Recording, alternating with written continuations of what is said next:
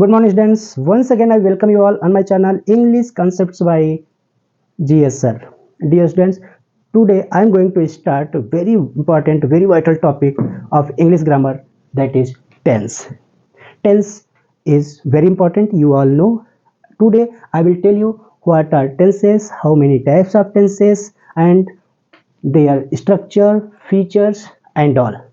If you know tenses very well, then you can write long answers, paragraphs, essays, letter writing, notice, and all. But if you don't know proper use of tenses, you will not be able to write very effective answers. So you must know tenses and its proper use. So beta, let's start today's session, that is tense. Come and see. There are three types of tenses in English grammar. There are three types of tenses in English grammar. कितने types के tense होते हैं बेटा? 3 types के. कौन कौन से? Present tense, past tense, future tense. And each tense has 4 kinds. Each tense has 4 kinds. Indefinite tense, continuous tense, perfect tense, and perfect continuous tense. How will you read? Present indefinite tense, past indefinite tense, future indefinite tense, present continuous tense, past continuous tense, and future continuous tense. Present perfect tense, past perfect tense, future perfect tense. Present perfect continuous tense, past perfect continuous tense, and future perfect continuous tense. Now you are able to know that there are 3 tenses in English grammar and each tense has 4 kinds. Now let's start tense. Present indefinite tense. Present indefinite tense. In this part I will tell you what is the structure of present indefinite tense and what are the features by which you can understand, you can identify that this is present indefinite tense. First of all, see the structure. First of all, you have to write subject, then V1. V1 means verb का first form. Then subject, then yes or es plus object plus others in singular और third person. अगर बेटा कोई sentence singular में है या फिर third person के साथ है तो सबसे पहले आप सब्जेक्ट लिखेंगे, फिर वर्ब का फर्स्ट फॉर्म लिखेंगे और वर्ब के फर्स्ट फॉर्म में ही एस या यस लगा देंगे. देन ऑब्जेक्ट लिखेंगे और उसके बाद अगर कोई है अदर वर्ड तो लिखेंगे, नहीं है तो छोड़ देंगे. ठीक है. लेकिन अगर प्लूरल है या फिर फर्स्ट और सेकंड पर्सन का सेंटेंस बनाना है तब कैसे करेंगे आप? सबसे पहले आपको क्या लिखना है? सब्जेक्ट. फिर क्या लिखेंगे? V1. V1 का मतलब मैंने क्या बताया? वर्ब का फर्स्ट फॉर्म, फिर ऑब्जेक्ट और फिर अदर. ठीक है. तो ये रहा स्ट्रक्चर. आइए अब देखते हैं कि प्रेजेंट इंडेफिनिट टेंस को पहचानते कैसे हैं. बेटा अगर हिंदी के सेंटेंस में ता है, ती है, ते है, ते हो आ जाता है तो समझ लीजिए को प्रेजेंट इंडेफिनिट टेंस है. जैसे वह जाता है, वह जाती है, हम खेलते हैं, तुम पढ़ते हो, तो ये सब वर्ड अगर लास्ट में आ जाते हैं तो समझ लो कि वो कौन सा टेंस है? प्रेजेंट इंडेफिनिट टेंस है. ठीक है. अब फीचर देखिए कौन सा टेंस प्रेजेंट इंडेफिनिट होगा.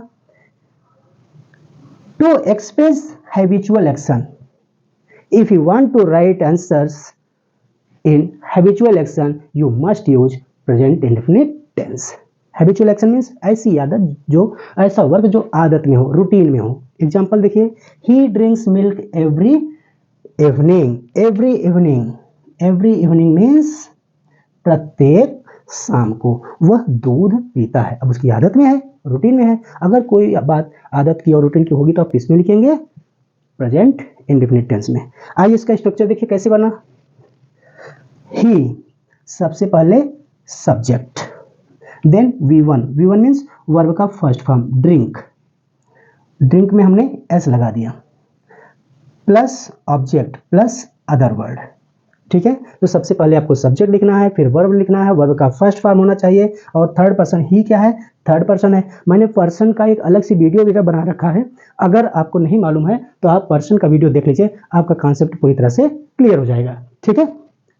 तो आइए, अगर हैबिचुअल, फिर से देखिए, अगर हैबिचुअल एक्शन की बात है तब आप इंडेफिनिट टेंस में ही लिखेंगे, वो भी प्रेजेंट के। दूसरा देखिए, to express universal truth. Universal truth, universal truth किसे कहते हैं? ट्रूथ मीन्स सच्चाई या सत्य, और यूनिवर्सल मीन्स सार्वभौम, मीन्स ऐसी सच्चाई जो दुनिया में कभी बदल नहीं सकती। जैसे the sun rises in the east, sun जो है वो पूरब में उगता है, कल भी उगा था, आज भी उगा था, कल भी उगेगा। अब ऐसा तो है नहीं कि कल पूरब से उगा था, आज पश्चिम से उगा, और कल जो उगेगा वो नॉर्थ से उगा, ऐसा तो है नहीं। हमेशा सन जो है पूरब से ही उगता है, ये सत्य है, यूनिवर्सल ट्रूथ है, ऐसा ट्रूथ जो कभी चेंज नहीं हो सकता। ठीक है। तो अगर ऐसे ट्रूथ की बात की जाएगी तो वो किस टेंस में लिखा जाएगा? Present indefinite tense. जैसे मैंने यहाँ लिख दिया है, the sun rises in the east. दूसरा सेंटेंस ये भी हो सकता है, the sun sets in the west. Cow gives us milk, गाय हमें दूध देती, कभी रुपया पैसा तो देती नहीं है, कभी पानी तो देती नहीं है, हमेशा क्या देती है? दूध देती है। तो इस प्रकार से अगर बहुत सत्य, ऐसा सत्य जो कभी बदलता ना हो, उससे रिलेटेड सेंटेंस लिखना है तो प्रेजेंट इंडेफिनिट टेंस में ही लिखेंगे आप। आइए पॉइंट नंबर 3 देखिए, to express a future event that is part of a fixed time table. कभी कभी फ्यूचर के बारे में भी हम प्रेजेंट इंडेफिनिट टेंस का यूज करते हैं। शर्त ये रहती है कि वो फिक्स टाइम टेबल हो, कोई फिक्स समय बताता हो। अगर फ्यूचर में ही वो घटना घटनी है तो कोई बात नहीं, लेकिन अगर वो फिक्स टाइम बता रहा है तो आपको प्रेजेंट इंडेफिनिट टेंस यूज करना है। एग्जाम्पल देखिए, the next flight is at 7 PM tomorrow. Tomorrow तो फ्यूचर की बात हो गई, आने वाले कल की बात हो गई, लेकिन अगर आप नॉर्मली देखेंगे, नॉर्मली ये तो विल या शैल का यूज करना चाहिए, लेकिन चूंकि यहाँ पर फिक्स टाइम दिया है तो आप प्रेजेंट इंडेफिनिट टेंस में भी यूज कर सकते हैं। हाँ, अगर आप फ्यूचर यूज करेंगे तो वो भी गलत नहीं होगा। ठीक है बेटा। तो ये रहा प्रेजेंट इंडेफिनिट टेंस का पॉजिटिव सेंटेंसेस। एक पॉइंट आप पॉजिटिव सेंटेंस में और लिख लीजिए, फिर हम आगे बढ़ते हैं। होप कि आपको टेंस अब समझ में आ रहा होगा। बेटा अगर समझ में एक बार में ना आए तो आप वीडियो को 2 बार 3 बार देख लीजिए। बार बार रील देख करके टाइम वेस्ट करने से अच्छा है कि एजुकेशनल वीडियोस देखिए, एजुकेशनल पर्सन बनिए, एजुकेशनिस्ट बनिए और लाइफ में आगे बढ़िए। रील्स की लाइफ और रियल लाइफ में बड़ा डिफरेंस होता है। ठीक है। तो पॉइंट नंबर 4 है बेटा,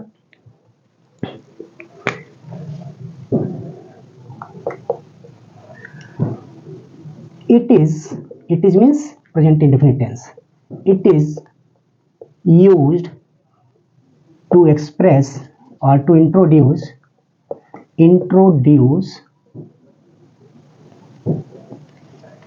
quotations।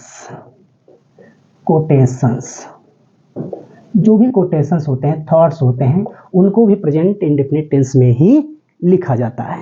भले ही वो 10 साल पहले दिए गए हों या फिर किसी और दूसरे युग में दिए गए हों, लेकिन जब भी हम कोटेशन की बात करेंगे तो कोटेशन हमेशा प्रेजेंट इंडेफिनिट टेंस में ही लिखा जाएगा। ठीक है। एग्जाम्पल देखिए,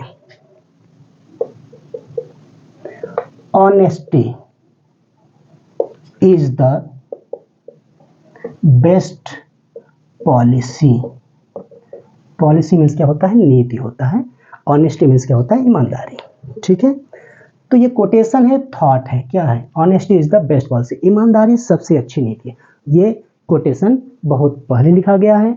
ये कल भी सही था कि ऑनेस्टी अच्छी बात है, आज भी सही है, कल भी अच्छा होगा। कोई ऐसा दिन नहीं आएगा जो पब्लिकली कहा जाए कि ऑनेस्टी जो है वो गलत है। तो हमेशा ये प्रेजेंट फॉर्म में ही लिखा जाएगा। ठीक है। तो 4 पॉइंट्स मैंने बताया आपको कि कहाँ कहाँ प्रेजेंट इंडेफिनिट टेंस का यूज करना चाहिए। अब आइए इसी टेंस का निगेटिव पार्ट देखते हैं।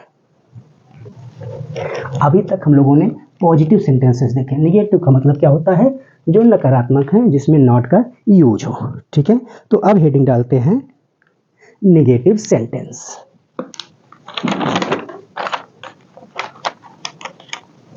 Negative sentence.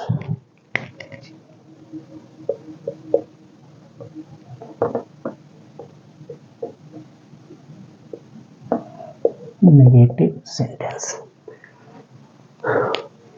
फीचर वही रहेगा बेटा, चाहे इंट्रोगेटिव लिखिए, चाहे निगेटिव लिखिए, चाहे पॉजिटिव सेंटेंस लिखिए, फीचर आपका वही रहेगा, हैबिचुअल रहेगा, यूनिवर्सल ट्रूथ रहेगा, कोटेशन रहेगा, और जो भी चीज़ें पॉजिटिव में यूज हुई हैं वही चीज़ें निगेटिव में। अब इसका स्ट्रक्चर देखिए क्या होता है।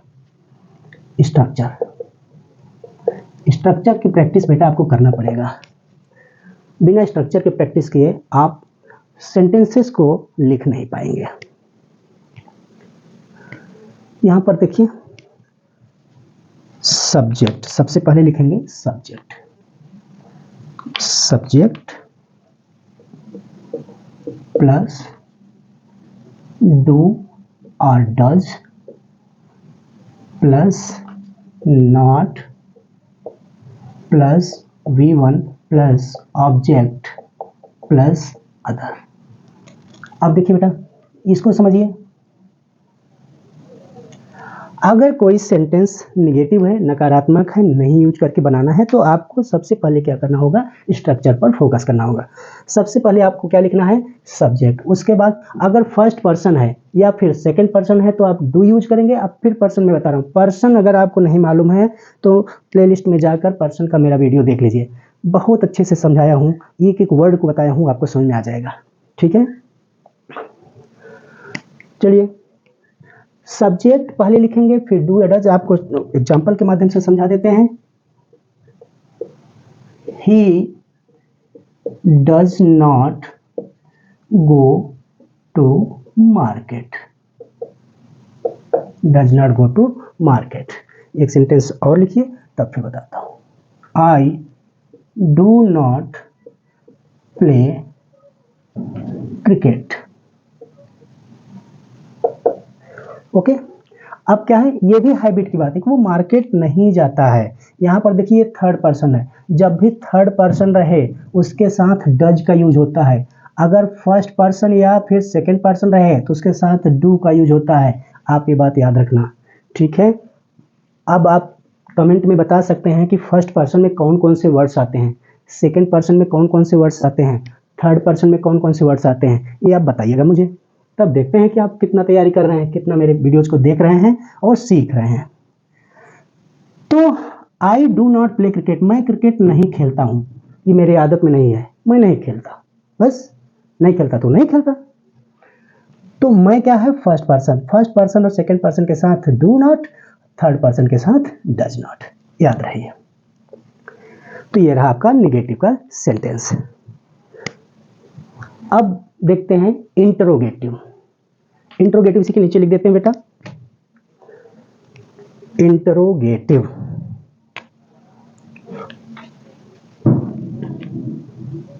आइए देखते हैं इंटरोगेटिव।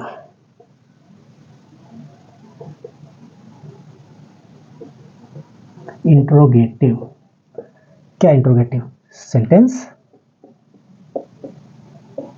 ठीक है, बहुत आराम से बता रहा हूँ, वो वीडियो थोड़ा लंबा हो जा रहा है, कोई बात नहीं, 2 रील देखने से अच्छा है कि एक अच्छा सा वीडियो देख लीजिए, है ना। ठीक है, अब इसका स्ट्रक्चर देखिए क्या होगा। Structure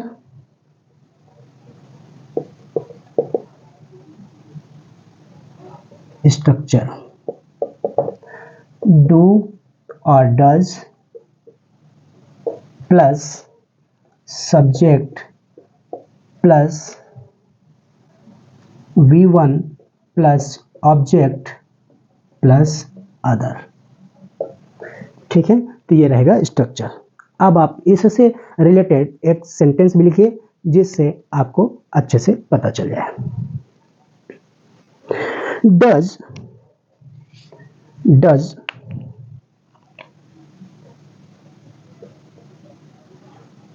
Rohan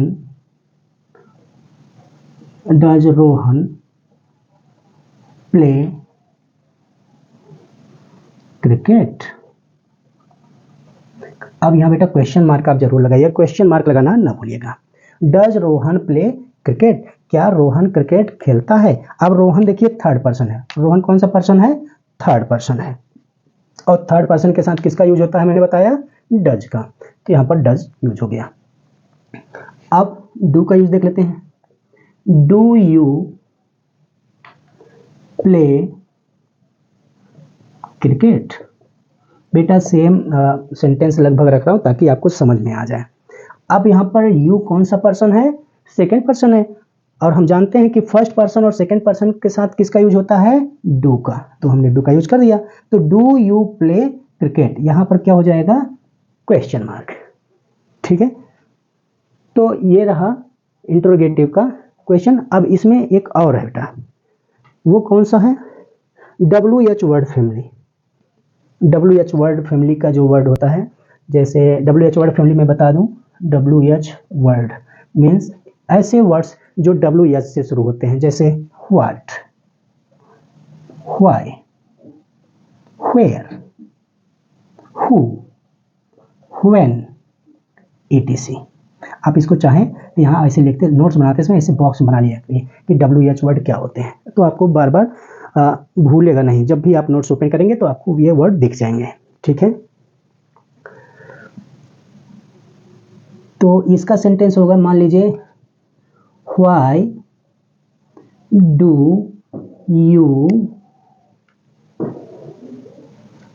not play cricket,